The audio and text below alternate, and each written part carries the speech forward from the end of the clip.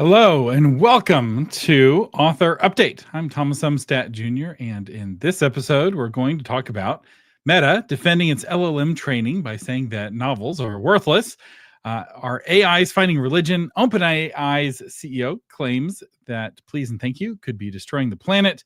KDP is launching a new font that could boost your profitability by 20%, and so much more. But first, you may be wondering where Jonathan is. He called me a couple hours ago to let me know that his wife was having contractions, and he texted me just a few minutes ago a photo of a beautiful baby girl who was just born. This is their fifth baby, and he wanted to assure all of you that the baby is certifiably human. I did include a link to their baby registry if any of you want to get them a little something. 5 kids is no joke to raise, especially in this economy. And if you would like to be my co-host, you can. And just chime in on the chat. I will do my best to keep an eye on the chat as we go. Normally, Jonathan and I switch off, keeping an eye on the chat, but now I'm going to be doing both. But Cami says, congratulations, Jonathan. Very excited for him and his wife and their 4 other daughters. Jonathan the Marine has 5 daughters and a wife. So he lives in a house with 6 women. I don't have 5 kids. I have 4 kids. We have our hands full of 4, but you never know. All right, so let's get to the news. The Authors Guild has launched human authored certification. So members of the Authors Guild can now submit their books to the Guild for a human certification process. This certification is intended to let readers know that they're reading a book by a genuine human. So I dug into the details of this certification, and it is not what it looks like. It looks like they verify that you're human, but that's not really what's happening with this certification. You are self-verifying that you're human. And it only applies to LLM-generated text. So it doesn't apply to using Grammarly or Pro Writing Aid, so AI-powered spell checkers, which I find are actually worse than using LLM-generated text, because you can get an LLM to match your writing voice, but Grammarly often polishes off your voice. It's actually a more problematic use of AI, I'm starting to believe. I'm falling out of love with Grammarly. Now that they've changed their interface. It used to be when you use Grammarly, each individual suggestion, it would suggest separately, and it would explain the grammar rule for that suggestion. That's not how Grammarly works anymore. Grammarly now will revise the whole sentence, often dramatically changing its tone and sometimes changing its meaning. And all of the suggestions are presented in a bundle. And so you accept all of the suggestions in one big block, or not. So anyway, I don't care for that too much. But anyway, that doesn't apply. You could use Grammarly and still be a certified human as far as the Authors Guild is concerned. Also, you can still use AI for research and for marketing. So all of the Patron Toolbox tools you could use and still get your certification for $10. Of course, it's $10 plus the cost of being in the Authors Guild, which I don't remember what that is off the top of my head. Perhaps somebody in the chat can let me know. Look it up and let me know how much the Authors Guild costs, and I'll throw your comment up on the screen. But let's say that it only cost the $10. With 3 million books being published every year, if they captured just 1% of the market, they would be making $300,000 a year selling this little JPEG that people can put on the cover of their book. In other news, Author Media will be announcing a self-certification program as well. Our badge will be even shinier and will only cost $9 a book. I'm kidding, of course. But I don't think this is the solution to whatever problem they're trying to solve. And I think it's not the solution in several different ways. Number one, I don't think readers care in any meaningful sense. So if you ask readers their declared preference, pretty much all readers will say, no, absolutely, I want my book to be written by a human. But if they're reading a book and enjoying it, and they later find out that the author used some AI, I don't think it causes them not to like the story. I think it's similar to filmmaking. So filmmakers really care about whether a film was shot on 35 millimeter camera or on a red camera.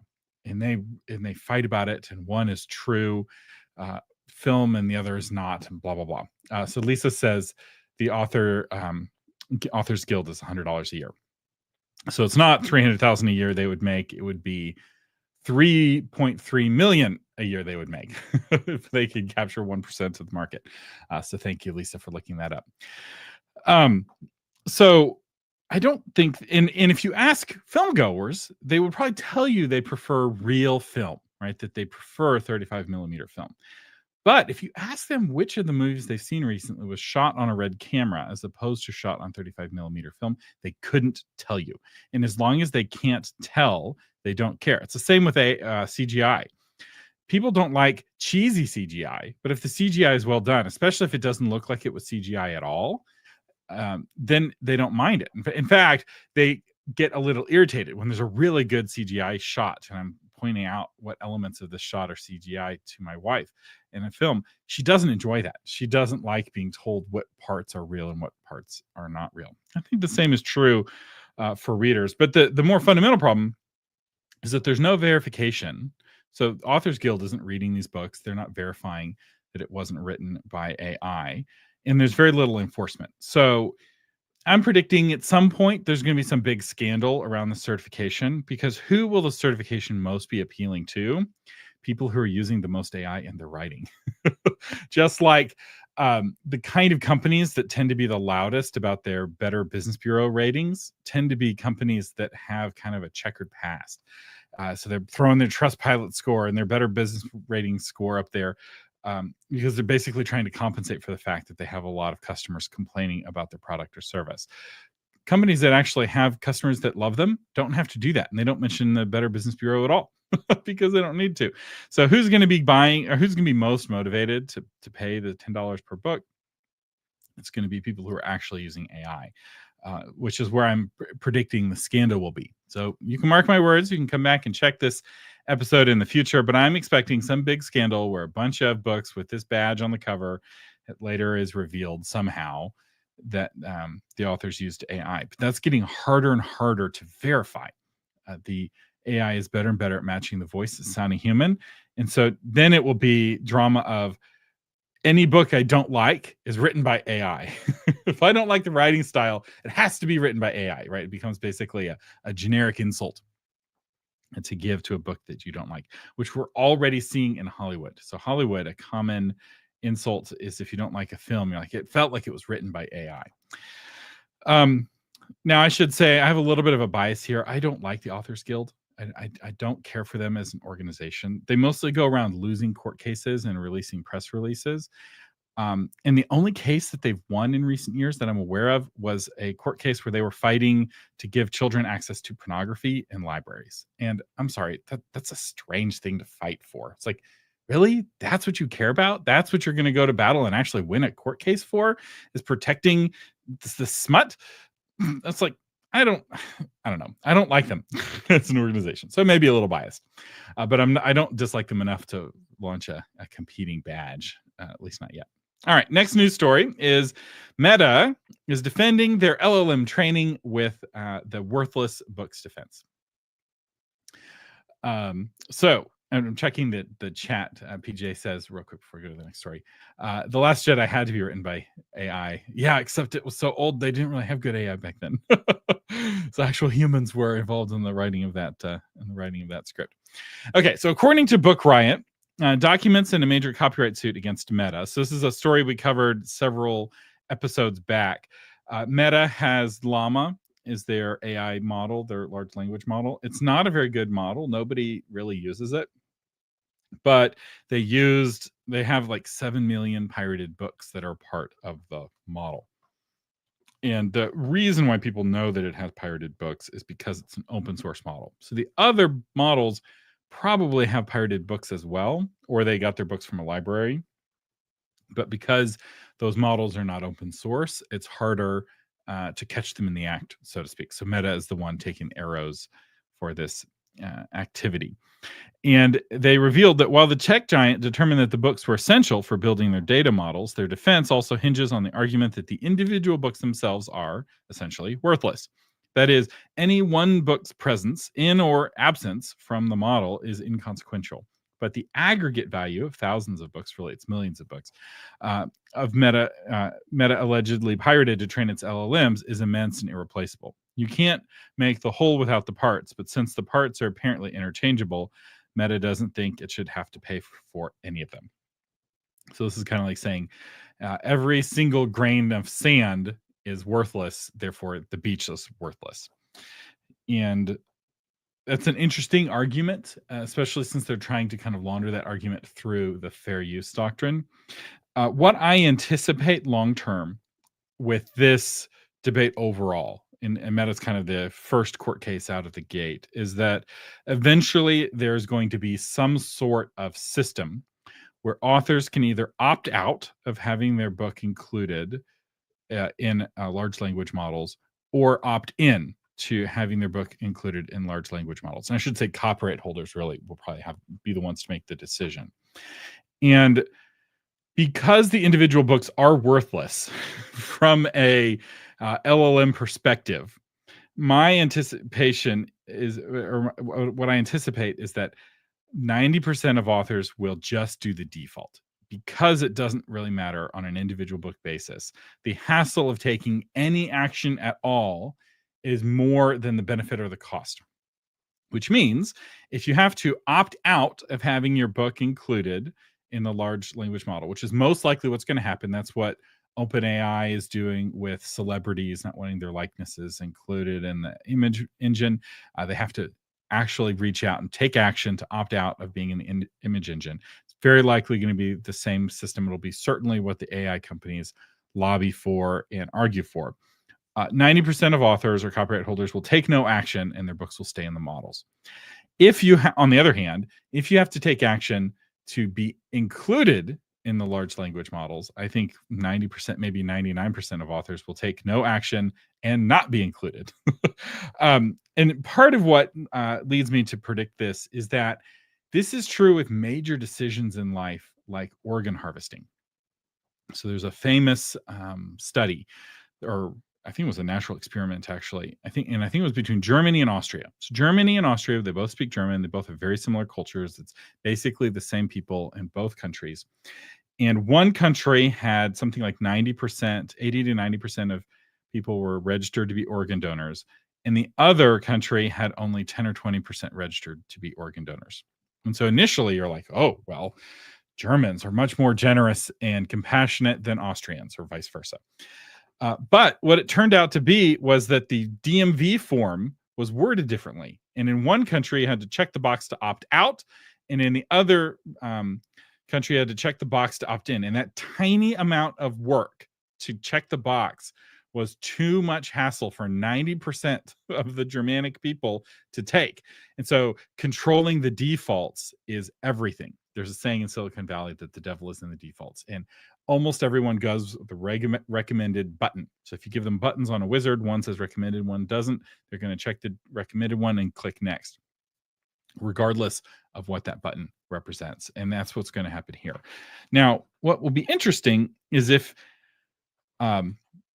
you have to opt in to be included. There will be huge marketing advantages to having the AI familiar with your book, right? If I'm talking with GPT or with Grok and I'm asking for it to recommend a fantasy book to me, it's going to recommend fantasy books that it's familiar with. And so it having ingested your book makes it much more likely to recommend your book. And so the search engine optimization of the 21st century, the later half of the 21st century, is going to be all about getting AIs to recommend your book and to recommend you. And I was actually just testing this. I asked one of the models, I think it was GPT or Grok, who are the top book marketing experts? And it listed a bunch of people. And then I was like, who are the top novel marketing experts?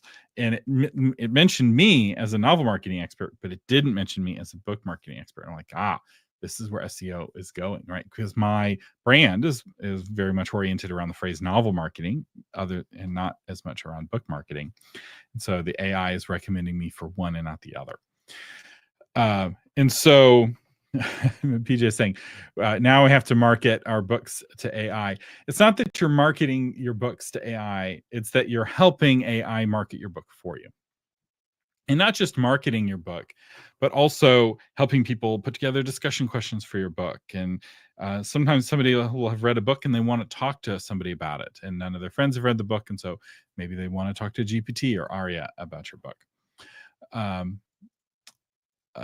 Jay Baker says, personally, I think the main problem is more how they acquired the material, i.e., from sites that pirated the material versus paid for a copy. Yeah, that's part of it. And I'm not a lawyer, but from my understanding, it's not actually illegal to download pirated content. The law breaking act is the sharing of the pirated content. So back when the music industry was suing people for using Napster, they weren't suing people for downloading from Napster, although that's what the media made it sound like. Media companies often were owned by the same companies that were doing the lawsuits or part of the same conglomerations. Who they were actually sharing were people who were offering MP3s up to download for others. And while in the court of public opinion, it doesn't really matter downloading or sharing, it does matter in court, if I'm not mistaken about that. And Jay is like, well, if you factor in SEO, we're already kind of doing that. And that's true. Search engine we've already, AI in some perspectives is new, and in others it's not new at all. So the Google search engine has always been AI, right? That's an algorithm. The AI phrase people use to describe a whole suite of technologies, many of which are not at all new. So anytime you hear somebody talking about an algorithm, that's AI. So the Facebook algorithm, it's an AI. It's a little Facebook daemon recommending a different video for you every time you scroll up on Reels or Instagram or what have you. And I think people are going to follow the defaults, and it will be up to people like me if they have to opt in to explain why that might be beneficial and why uploading your book to AI is actually going to help you sell more copies to humans. But it will be interesting if the big corpus of copyrighted books are taken out. It will mean that the only books that AI has access to are whoever's opted in, which will be a tiny fraction, and all the public domain books. And what will happen if that happens, and why I don't think it will happen, because the powers that be don't want this to happen, is that AI is going to get way more conservative, because all the new, more left-leaning books won't be a part of the model, and way more religious, because the percentage of books that were religious in the 1800s, 1700s was a much higher percentage of books than books that are religious now. Speaking of AI and religion, there was a viral X post going around Twitter a few days ago that reads as follows. Apparently, the new ChatGPT model is obsessed with the Immaculate Conception of Mary. There's a whole team inside OpenAI frantically trying to figure out why, and a huge development effort to stop it from talking about it in production. Nobody understands why, and it's getting more intense. And I had a friend who was testing this out just yesterday, and ChatGPT is like so shockingly glowing about how important the Immaculate Conception of Mary is. And it's really, really fascinating. And it's an opportunity for those of you who write sci-fi. All of the sci-fi stories basically about AI follow one of a handful of plots, and most of them are the AI is becoming evil and the AI trying to take over the world. And that's unlikely to happen for a bunch of reasons, but it's also a really tired story. We've already seen that done in the film. We've already seen that done in books, and it's unlikely for you to do a better version of that than Asimov or Terminator or the other stories that are like that. But what nobody has done is, what if AI becomes fixated on some weird sect of religion, right? Like, what if AI became a Nestorian, right? And the Nestorian heresy is now suddenly like the AI is like gone down the rabbit trail of this like obscure religious sect from the 500s AD.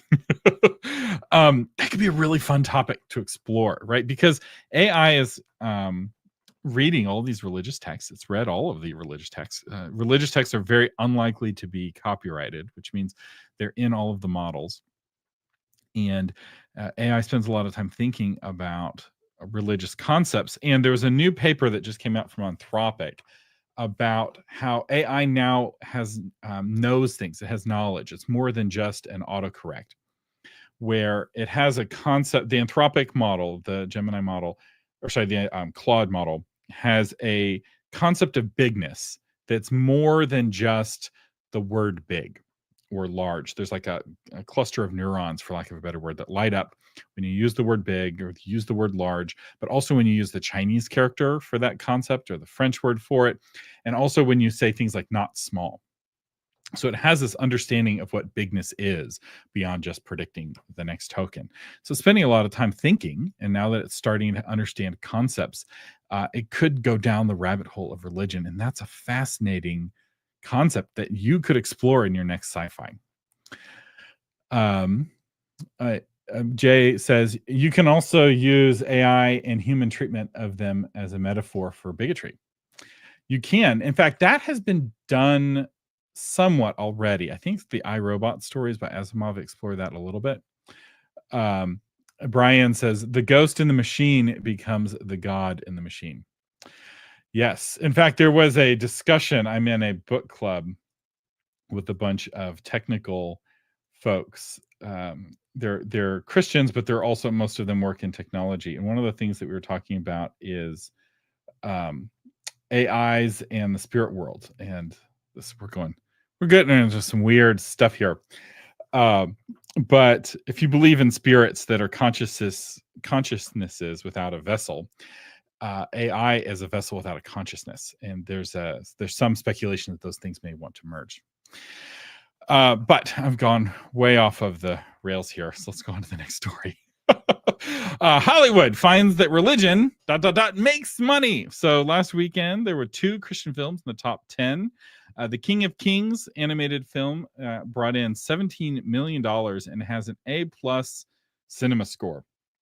I follow box office stuff pretty closely, and an A+ cinema score is the highest possible score you can get. And cinema score is the gold standard for measuring whether people like the film or not. So it works kind of the way an exit poll works after an election. So there's cinema score workers who go to select theaters and ask actual human beings what they thought coming out of the theater, and then they give a film a score.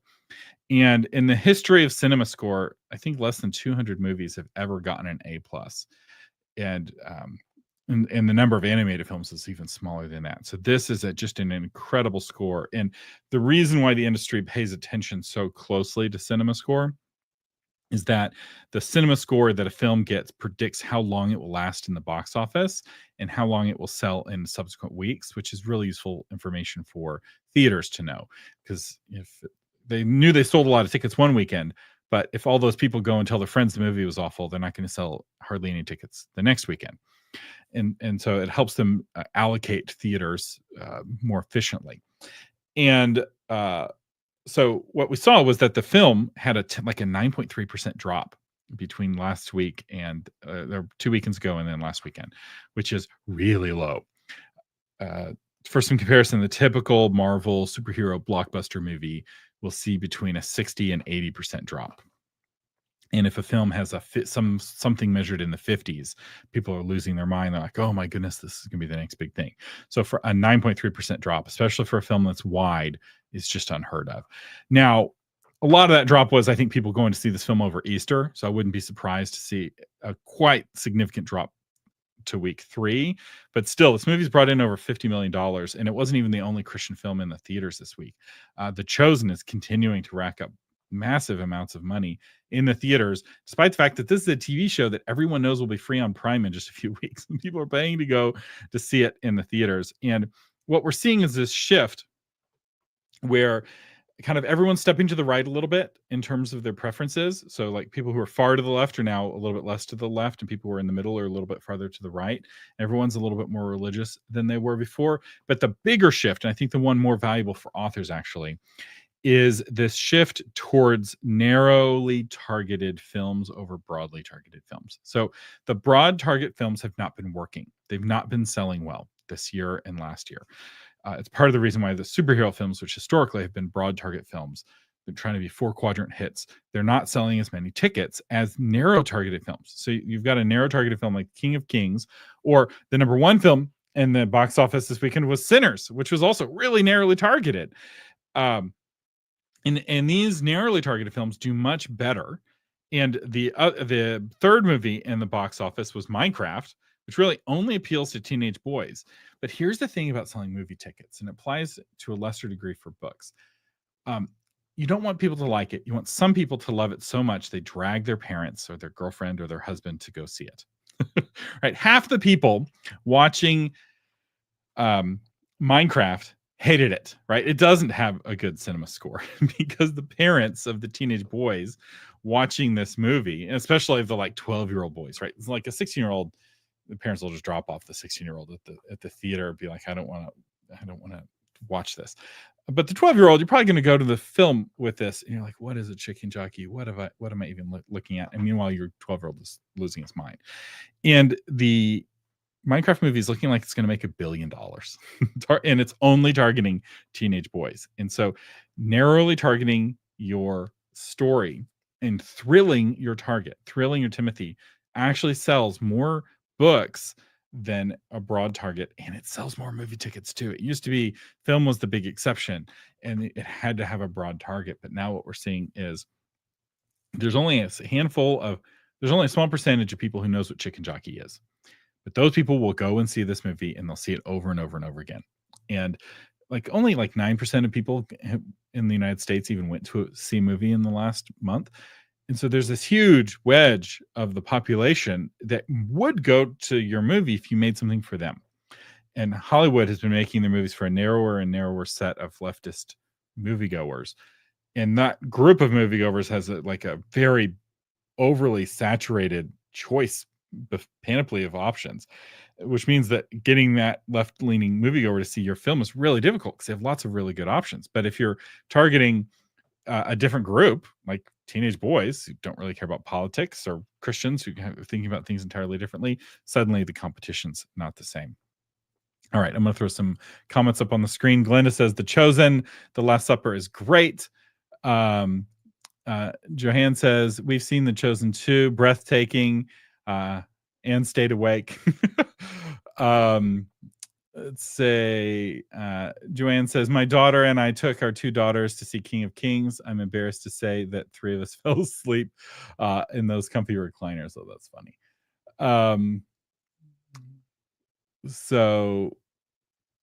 Michelle says, there wasn't an Asimov story about a long series of computers searching for the meaning of life.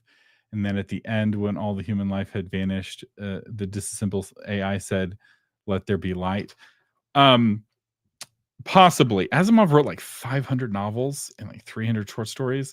And while I've read quite a few Asimov books and some of his essays, because he also wrote essays, I haven't read the ones that you're referring to. There's a great quote about Asimov that he once had writer's block, and it was the worst 10 minutes of his life. So he's still the most prolific science fiction author, and we have people like Brandon Sanderson, and Brandon Sanderson's still not as prolific as Asimov was. 500 novels.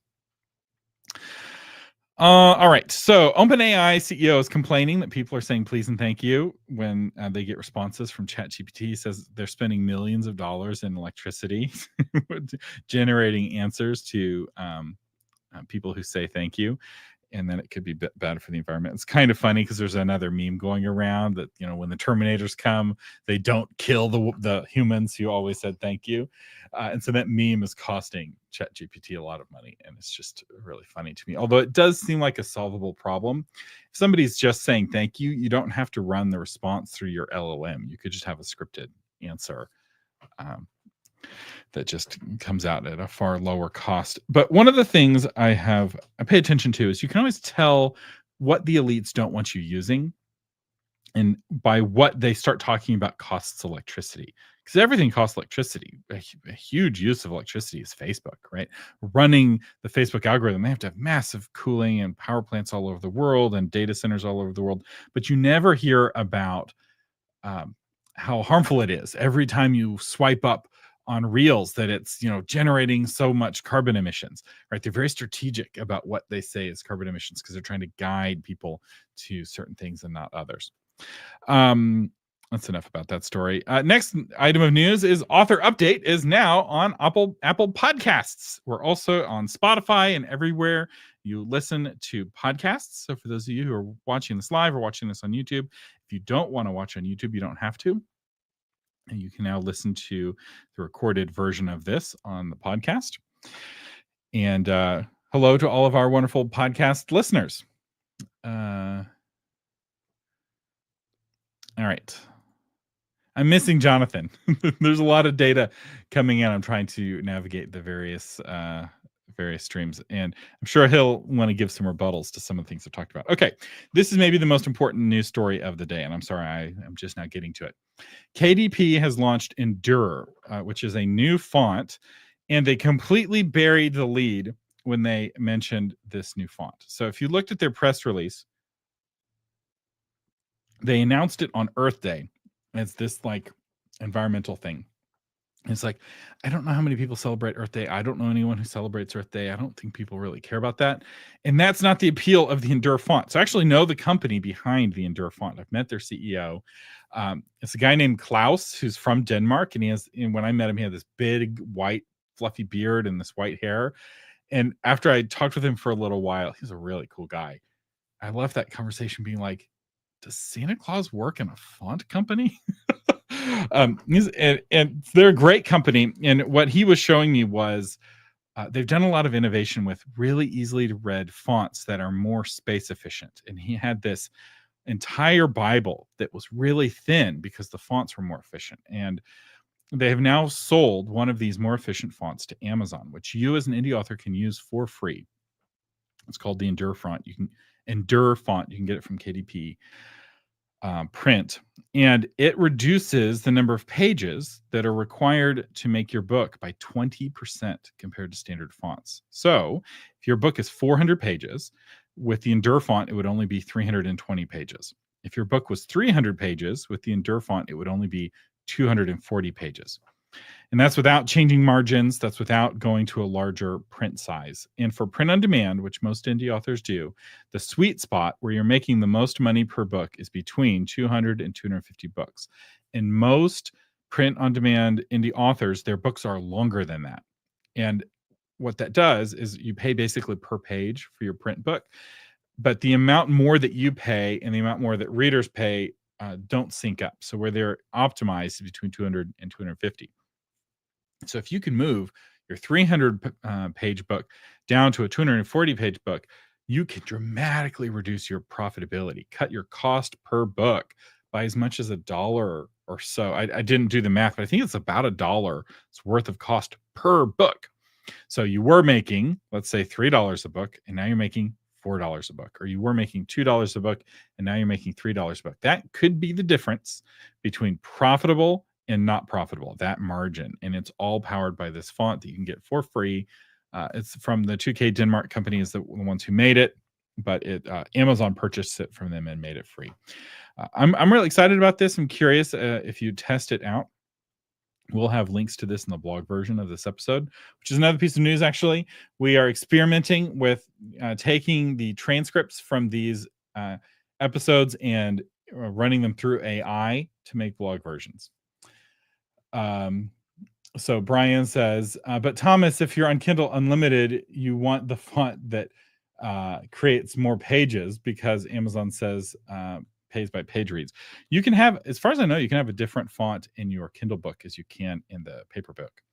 And I think the font in the Kindle book is selected by the reader. And I don't think page reads are affected by font. But I could be wrong about this. But this is definitely a print book product. I wouldn't use this font on your Kindle. Use the default font on the Kindle. And Janice says, of course, I admit I like money too. Yeah, who doesn't like making money? This should have been the lead story.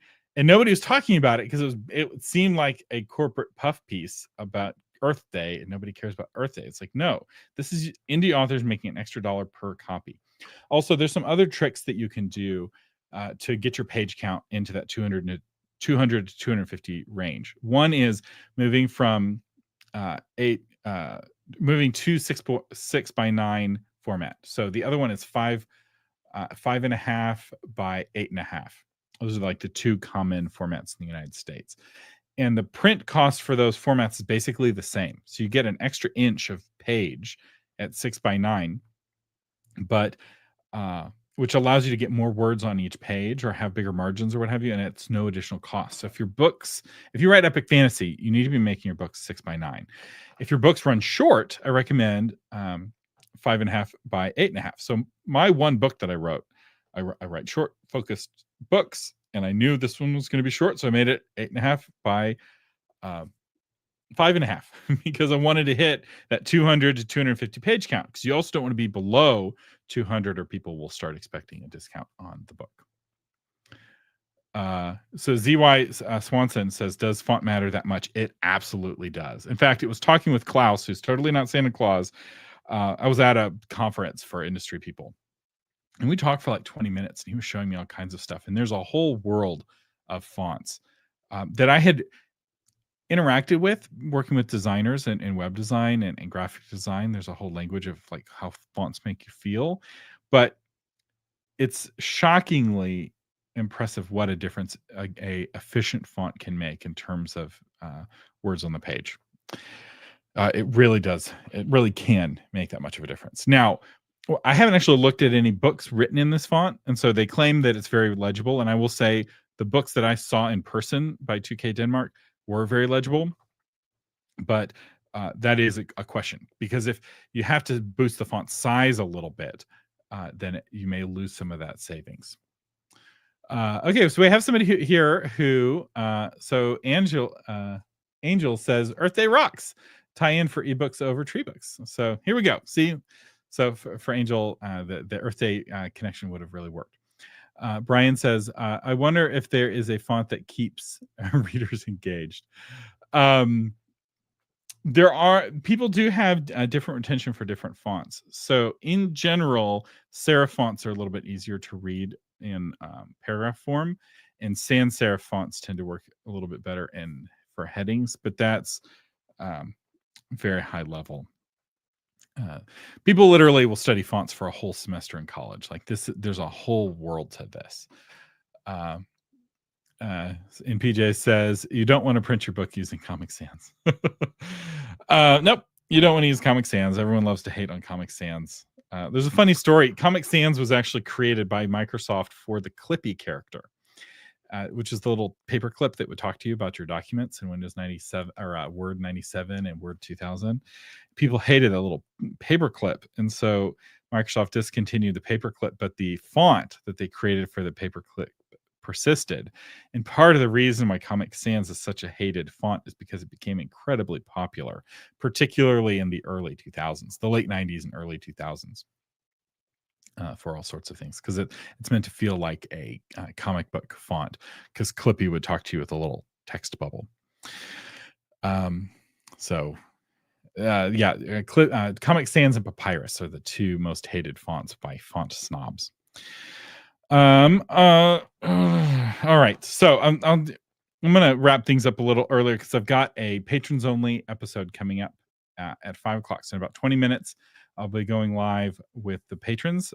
So it's not too late. If you want to become a patron, you can sign up at patreon.com. Actually, I'm going to have two new stories here. We have a new patron toolbox tool. So one of my goals is to have a new tool every week. And I actually have two new tools that I built this week. And those are and a listener actually suggested these, and I forget the name at the moment, and I apologize for that. But a listener who's a patron saw that a competing company created a web page scanner that would give you feedback on how to make your website run. And they have a bunch of AI tools, and they're way, way, way more expensive than being a patron. So he's like, is this something you could build? At first I kind of turned it off, but then I started thinking about, like, no, this is something I could build. And so what this is, you just paste in the URL of your website, and it reviews your website based off of my teaching of what makes for a good homepage. So I have two scanners. One is for homepages and one is for about pages. So I took my episode on everything that's required to make a good author about page, and I trained the AI model on my episode. And now it's giving you advice on how to make your about page better, but it's not generic LLM advice on about pages. It's specific Thomas's advice for author about pages advice, but applied to your specific about page. And all you have to do to use it, if you're a patron, is you just paste in the address for your about page and click scan, and it will generate a whole report, including a bulleted list of things to fix. I'm still working on it, and if you have feedback, feel free to send it to me. But it's a cool tool. All right, so final story of the day.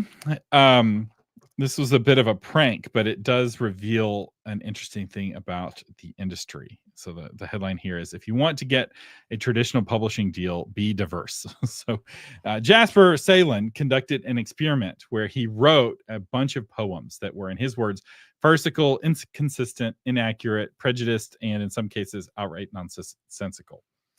And so he had this collection of poems, and then he did an experiment where he would submit these poems to all of the top publications for publishing poetry. And when he submitted his poems under a white man name, he got nothing but rejections. He was universally rejected for these poems.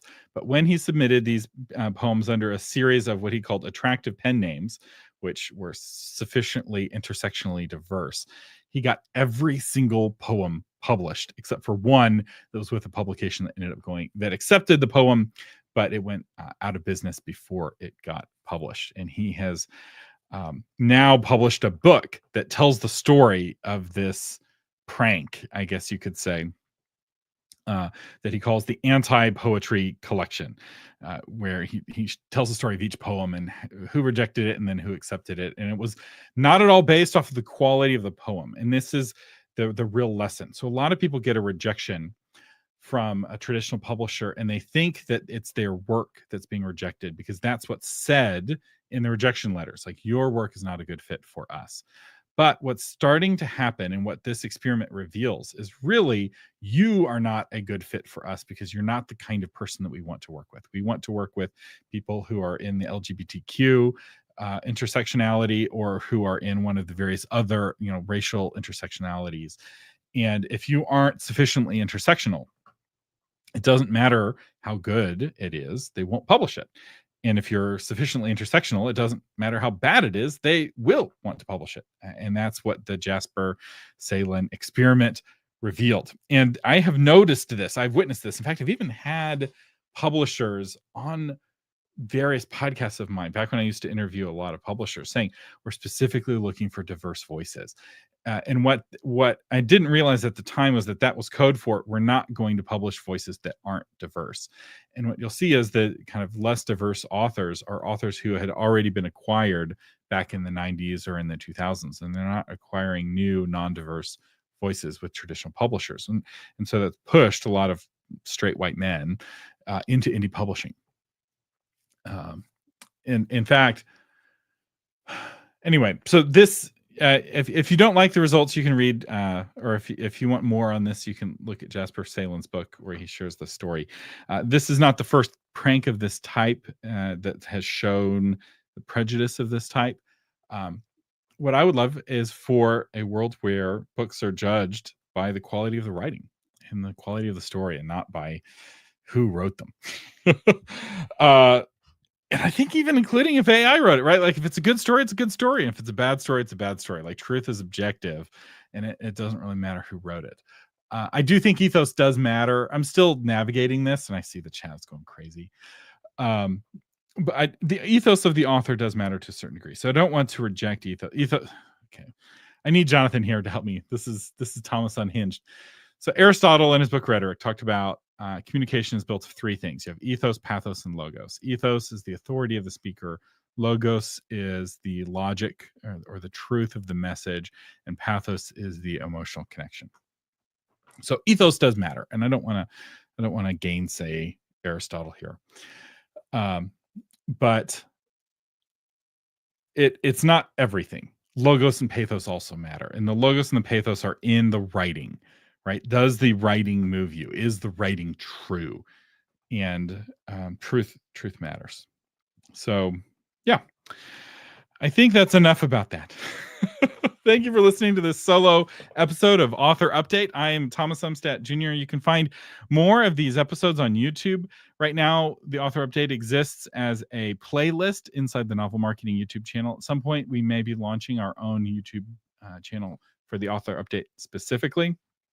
You can find out more at authorupdate.com. I'm Thomas Umstattd Jr. saying thank you for watching and live long and prosper.